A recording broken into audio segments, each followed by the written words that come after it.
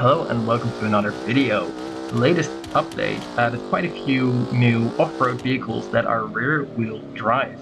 They're really cool, but I think that their possible weak spot might just be traction, and especially traction when climbing. So that's why I wanted to see if I could test them and see how bad it really is. Honestly, as we see here with the buggy-like vehicle, it's not that bad. They can still climb quite high up onto this hill that I've chosen for this test in the Italy map this is. And yeah, this is the sort of the natural car to start with, I would say. And it's doing pretty good, but let's get to the proper test and see how well all the vehicles do. The hopper has gotten some really cool configurations to use now, and we have to set this to rear-wheel drive. It has a four-wheel drive option as well, and if you use that, obviously it's gonna make it up just fine, not a problem. But we wanted to test the rear-wheel drive cars against other rear-wheel drive cars, so that's why we are using that. And surprisingly, even with the huge tires that have quite a lot of grip, it doesn't quite make it up. It's not nearly as impressive as I would have hoped it to be. Maybe it is designed to use that four-wheel drive in this kind of scenario, and it's just not meant to get very far on just the rear wheels. So this one was slightly disappointing, actually. I guess at least it has the traction to roll itself backwards, which is something, and it does survive the tumble downhill, so it has that going for it. Another car that I had my hopes up for was this little buggy. Also new, also awesome, has many good qualities about it, and I'm using the version that has lots of power. And even that didn't quite make it up, although it did get very, very close.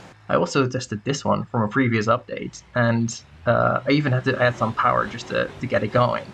And it does, I mean, I didn't try best angle here, it's not best attempt, but just to give you some perspective, it's actually really not that easy. So maybe those previous trucks weren't as bad as I thought.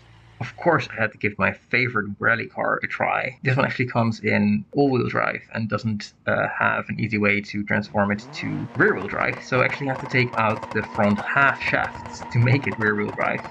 Did it do very well? Absolutely not. This is much harder than I thought it would be. I did also want to give one more try on the hopper, because I know there is this really insane rock crawler version of it, but even that just doesn't do it. Doesn't do it very well. Now it's time for a proper machine to give another go at this. We saw it in the beginning shortly, and this is also the vehicle that inspired me to make this video, because it is really good at climbing, even though it is only rear-wheel drive. I mean, you can see that the rear wheels are quite a bit bigger than front ones.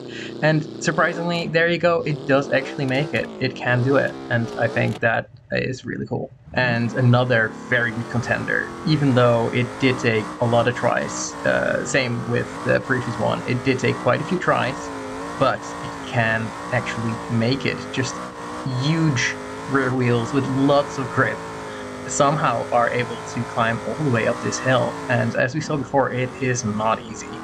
Just to put it into perspective, this previously was, I should say, my favorite truck for this kind of thing. It's really good at climbing and everything, and I put some much better tires on this. It comes with really bad ones, and I actually added some power too, I think, not too much, but yeah, it needs all-wheel drive just to get it up.